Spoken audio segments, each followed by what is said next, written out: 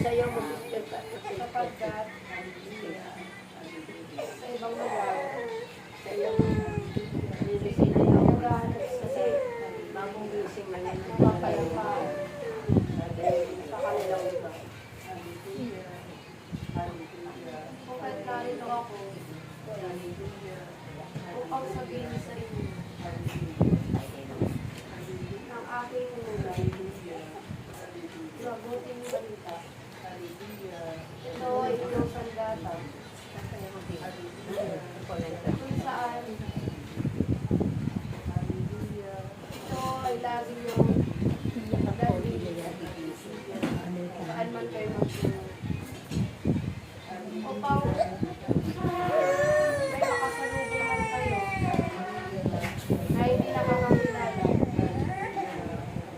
sa inyong Panginoon, ay magbigay kayo ng isang mensahe na nakaulat sa magugulat.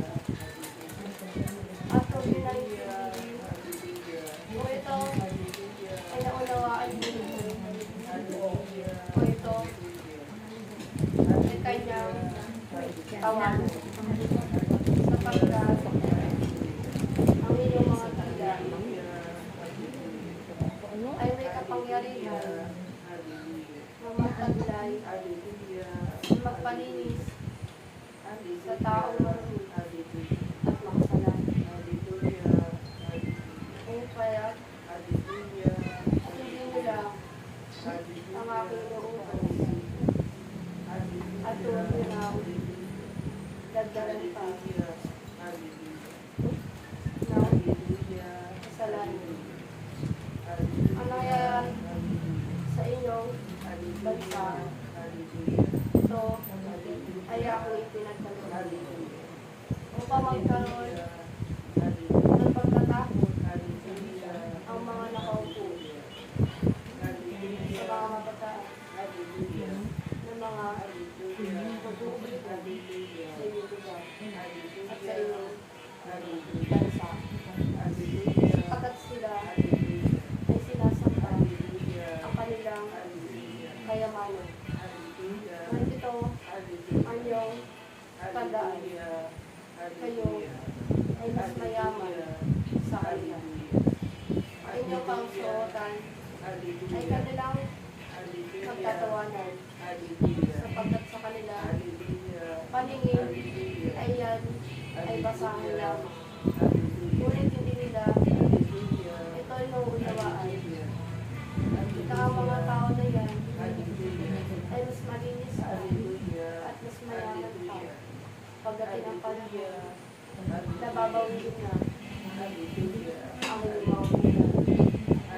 Kaya magpatuloy pa rin kayo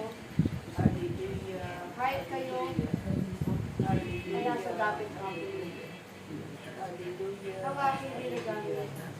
Ako'y nagpapasalamat sa pati na rin sa iyo, anak, sapagkat isa din siya sa mga tumutulong sa mga nagsasali. Kaya palalakasin ko pa kayo upang masaksari pa ang mga pagpapay ng iyong anak. Kaya makinig ka sa akin at pagpapay at tumayo ka sa mga gawain at mas lalo ka matuto kung paano ito nagaganap. Sapagkat hindi araw-araw darating ang araw na inyong punong lingkod ay nasa inyong tabi. Kumahat kayo ay kanyang inaanda upang sa mga tao na darating ay alam nila ang inyong gagawin. Kaya lahat dito ang inyong mga kamay upang ang tubig na galing sa aking banalan na lugar ay inadali ko sa inyong mga paral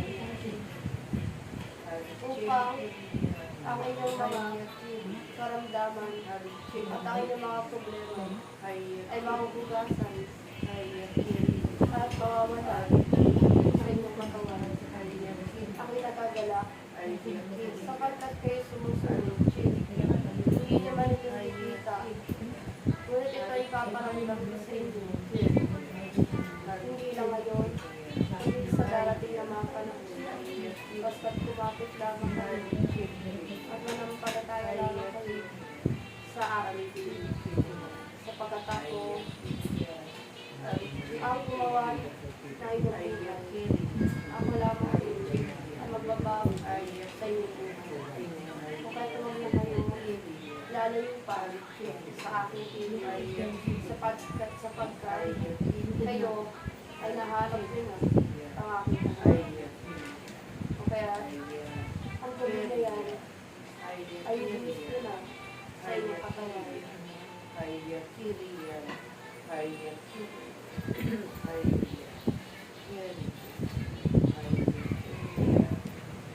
Kaya pinahintulutan ko ang aking mata na sa gagamat. Marami siyang pagsubok sa kanyang mga anak ay binigyan niya ng oras ang aking mensahe sa kanya na tumungo dito upang kayo ay linisin upang sa mga darating kanyang pagdirigma sa mga gampanin niyo na gawain kayo malakas ulit at wala ng pagod ng katuminan sa inyong katawan. Kaya't salamat aking mga kapatid sapagkat ang ating Ama ay narito na kaya kayo ay magbigay kung bakit.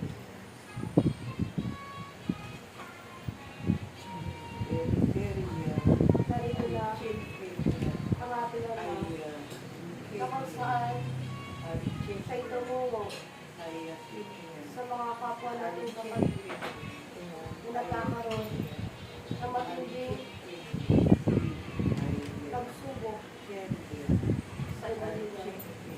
Ang mga tao na yun ay nawawalan ng pag-asa na hindi na nila masilayan ang mga pamilya nila sa ating lugar.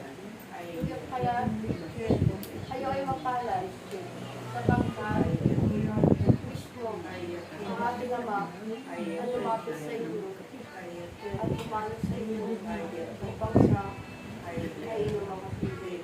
Ito inyong panghawakan sapagkat ito ang inyong yaman na ipagmamalaki sa mga tao na hindi nakakaunawa. Salamat. Amen. Praise siya. Yahweh. Ay, ano mo